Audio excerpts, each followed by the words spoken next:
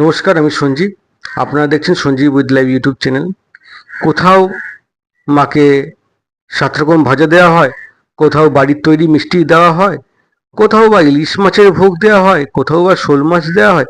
দুর্গাপুজো নিয়ে জমিদার বাড়িতে বিভিন্ন রকমের রীতি আছে এবং থাকবেও। এবং এই রীতি বা এই যে লোকাচার, এইগুলোই তো হচ্ছে পুজোর অঙ্গ।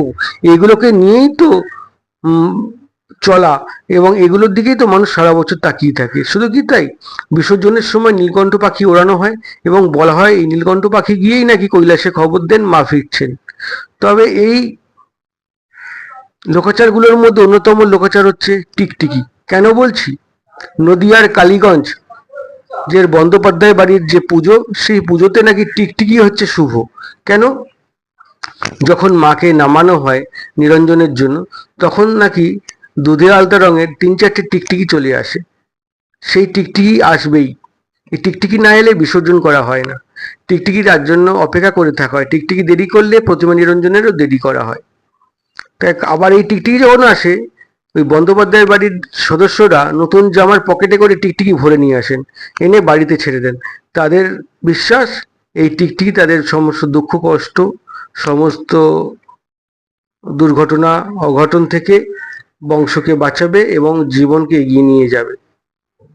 তা এই বনিদি বাড়ির এইরকম বিভিন্ন ঘটনা আছে।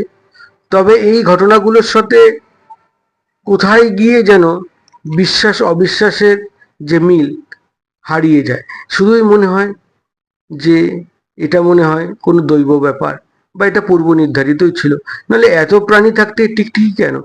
আমরা তো রাস্তাঘাটে শুনি, দোকান বাজারে শুনি, টিকটিকি আরশোলা মশা মাছি তাড়ানোর জন্য বিভিন্ন রকম স্প্রে বাজারে বিক্রি হয়। আর এখানে দেখছি দুর্গাপুজোর ক্ষেত্রে টিকটিকির জন্য মানুষ অপেক্ষা করে থাকে। ভাবা যায় না। এটাই দুর্গাপুজো, এটাই ভারতবর্ষ, এটাই হচ্ছে বাংলা। কারণ হচ্ছে এই বাংলাতেই তো রয়েছে নদিয়ার কালীগঞ্জের এই বন্দ্যোপাধ্যায় বাড়ির পুজো, যেখানে এই রীতি দেখা যায়। শুধু দেখা যায় না, নিয়ম করে টিকটিকির জন্য অপেক্ষা করা হয় এবং টিকটিকিগুলোকে আদর করে পকেটে তুলে এনে পুনরায় বাড়িতে ছেড়ে দেওয়া হয়। এই জন্য যে মা আসছেন বা মা মানে মৃন্ময়ী রূপ চলে গেলেও দেবী তাদের পরিবারের মধ্যেই থাকছেন এবং তাদেরকে রক্ষা করছেন।